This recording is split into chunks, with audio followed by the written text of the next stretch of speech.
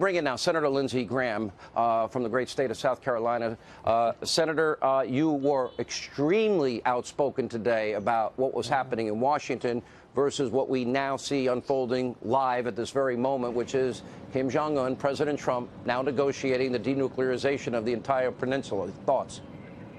It was disrespectful to President Trump. It undercut our foreign policy. I talked to President Trump last night. He didn't appreciate very much having this hearing while he's trying to get the North Koreans to give up their nuclear arsenal. I can only imagine if we'd pulled this stunt, what would be happening to us on every major network in the country. So I'm very disappointed. Senator, if I may, if I can, there is, so Kim Jong Un and the president, they spent about, 34 minutes or 30-some-odd minutes alone together. As Ed Henry just told us moments ago, that they're now going to bring in, Ed, their teams. Yeah, these are their interpreters walking with them. This is the pool at the historic Metropole Hotel. And they're going to be walking over to the expanded group. And there they are, as we said earlier. Secretary of State Mike Pompeo and his counterpart on the North Korean side. We expect maybe someone like Mick Mulvaney, John Bolton, who we saw waiting just off stage left there a moment ago, might join as well.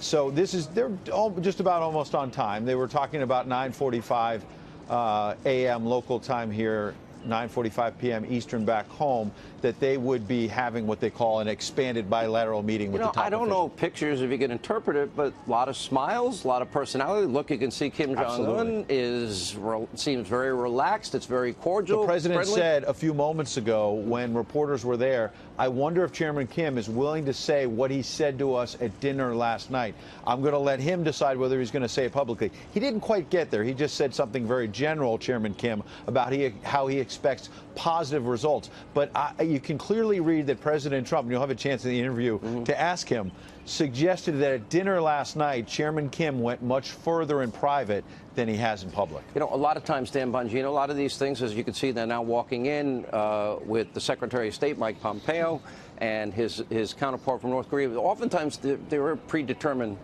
outcomes, sure, not necessarily here, except for maybe ending the Korean War. Yeah, matter of fact, most of the time, bottom-up diplomacy is exactly how it occurs. You have your lower-level bureaucrats lay out the groundwork for a meeting before it ever gets to the level of president. He's taken it in a different direction. He said, we're going to handle this from the top. Let me go back to Senator Lindsey Graham back in Washington. It's so deep and it's so profound, Senator, the potential that what can happen here. Right. Look, I'm not Pollyannish. We know that we've got to have, this has got to be a verified deal. There's got to be open access and inspections on demand, or else it's not going to work for anybody. Right. But it's important. Well, the question is, why are we having this meeting? I mean, why is Trump meeting with North Korea when North Korea wouldn't meet with anybody else? I think President Trump rattled North Korea. I think they believe that President Trump would use military force to stop their nuclear missile program if he had to. He took them seriously, and Trump's giving them a way out. Chairman Kim, if you're smart, you'll take the way out given to you by President Trump. If you're actually trying to play the guy, you're going to regret this effort. It's so funny. I mentioned having known the president for over 2 decades, I have some insight into his thinking. In my personal opinion, this is just purely speculation, that we were likely just 1, 2, 3 rockets away from the United States taking that out of the air and a major escalation.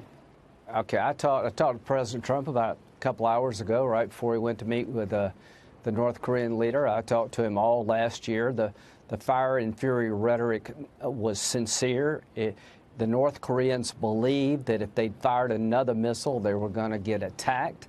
They were going to get attacked. And here's what I would say. The president's giving them a chance to maintain their security, increase their prosperity, and in return, he wants them to give up their nukes. This is the last best chance for peace. If this doesn't work, we're not going back to the status quo. So everybody in America and the world should pray for a good outcome here. But the reason that Kim is at the table, he believes that Trump is hell-bent on stopping him one way or the other, and the best way is a win-win. So there's always the expectations, and Dan Bongino, I thought, brought up a good point.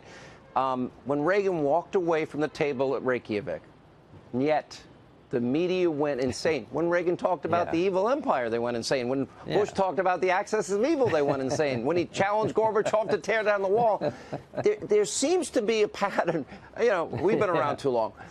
But there seems to be this pattern, and that is that the Democrats feel, and it's just, I find it Neville Chamberlain-ish and Pollyannish and naive and frankly dangerous, that somehow if they bribe dictators and the world's despots, Bill Clinton tried it with Kim Jong Un's father, Kim Jong Il, and we know that Obama tried it with the mullahs in Iran. Oh, if we give you $150 billion in cash and other currencies, maybe you'll like us? No, they're still chanting death to America and threatening to annihilate Israel and wipe it off the map. But strength seems to get their attention. And I believe that you're right. The president absolutely was believable in the hearts and minds of the North Koreans and Kim Jong Un. All I can tell you is if Susan Rice gives you some advice, Mr. President, don't take it. The Iran deal has not worked out well for everybody in the Everybody Mideast. here is laughing. That's really good. Well, so the bottom line is if a guy's threatened to cut your throat, don't buy him a knife. John Kerry walked through glass to get a crappy deal with Iran. Trump is smart enough to get out of that deal. And he says, I'm not in a hurry. I want a good deal. I want a real deal. A real deal with North Korea is they give up their nukes. We end the Korean War, and we have peace and prosperity for everybody on the peninsula. A bad deal is to continue for North Korea to build up their nuclear forces, and Trump's not going to let that. He's called the question. Hey, you want to make the media's head spin? You really want the hate Trump mob to go insane right now? It's not that hard. I haven't. Now, Obama got a Nobel Peace Prize for nothing, just for showing up. For not being Bush. Okay, yeah, exactly. So imagine, let's hope for the best. I thought liberals imagined a world without nukes. All right, how about a world with fewer nukes to start? Imagine they get this deal done and it's verifiable, on-demand inspections, and imagine it's done. Are they going to have to now melt down? People may actually have real heart attacks if somebody says, if it happens, maybe Trump gets the Nobel Peace Prize. A world in which would be a good thing for the world and our kids.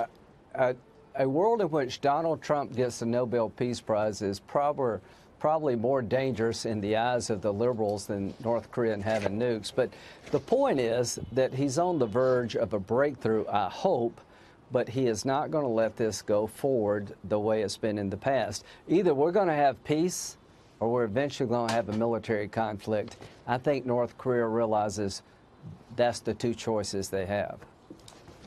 All right, Senator, thank you. I know, and you're right about what happened today. What a dramatic pathetic comparison. How shallow, pathetic and frankly sad. Thank you so much for being with us.